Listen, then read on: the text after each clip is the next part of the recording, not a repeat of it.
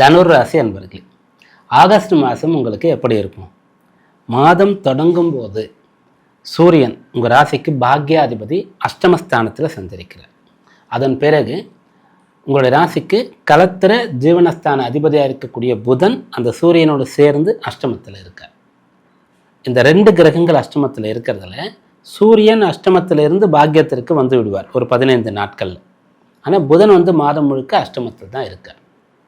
அடுத்ததாக சுக்கிரன் மாதம் தொடங்கும் போது கலத்திர பாவத்திலிருந்து ராசியை பார்க்குறார். இந்த ஆகஸ்ட் மாதம் 20 தேதியில் அவர் அஷ்டமஸ்தானத்திற்கு வந்து விடுகின்றார். அதனால் சூரியன் முதல்ல இருக்கக்கூடிய நிலையை விட பயிற்சியானதற்கு பிறகு உங்களுக்கு பலன் கிடைக்கும். சுக்கிரன் பயிற்சியாவதை விட பயிற்சியாவதற்கு முன்னதாக மாதம் தொடங்கும் போது இருக்கக்கூடிய நிலை உங்களுக்கு பலன் கொடுக்கும். ஆக மொத்தம் மாதம் தொடங்கும் போது அஷ்டமத்தில் 2 கிரகங்கள் சூரியன் புதன். அதன் பிறகு சூரியன் அஷ்டமத்திலிருந்து விடுபட்டு பாக்கியத்திற்கு வந்துட்ட பிறகு ஒரு 4-5 நாளில் சுக்கிரன் அந்த இடத்துக்கு வந்துடுவார்.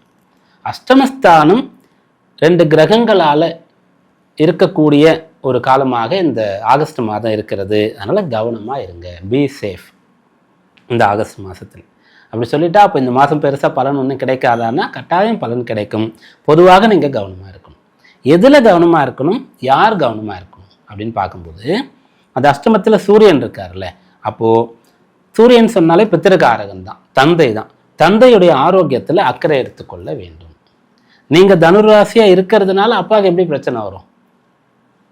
அப்பா பிறக்கும்போது அவருக்கு ஒரு ஜாதகம் இருக்கும், அவருக்கு ஒரு நட்சத்திர ராசி இருக்கும். அதுக்கான அம்சம் இப்போ சாதகமாக இருந்தால் நல்லா தானே இருப்பார். கட்டாயம் நல்லா இருப்பார், நல்லாவே இருக்கட்டும். இதை ஜஸ்ட் நம்ம ஒரு எச்சரிக்கையாக தான் சொல்லிக்கொண்டு இருக்கிறோம். ரெண்டாவது, இந்த காலத்தில் ஒரு குழந்தை அதிகபட்சம் 2 குழந்தை, போன ஜென்ரேஷனில் 2 குழந்தை அதிகபட்சம் 3-4. ஆனால் அதுக்கு முன்னாடி ஒரு ஃபேமிலியில் 10 குழந்தைலாம் இருப்பாங்க, அதுக்கும் மேலெல்லாம் இருப்பாங்க. அப்போது ஒருத்தருடைய ராசிக்கு இது போல் சூரியன் சரியில்லைன்னு சொன்னால் மற்ற எல்லாருக்கும் அப்படியே இருக்குமா? ஒவ்வொருத்தருக்கு நல்லா இருக்கும், ஒருத்தருக்கு நல்லா இல்லாமல் இருக்கும், ஒருத்தருக்கு நியூட்ரலாக இருக்கும்ல. அதனால் முழுக்க முழுக்க ஒருவருடைய ஜாதகத்தை வைத்து இன்னொருத்தருக்கு நம்ம எதுவும் சொல்ல முடியாது, சொல்லக்கூடாது. நம்ம என்ன சொல்கிறோன்னா, பொதுவாக இங்கே எச்சரிக்கையாக என்ன சொல்கிறோன்னா, சூரியன் 8ல் இருக்கிறதுனால கொஞ்சம் அப்பா மேலே அக்கறை எடுத்துக்கங்க.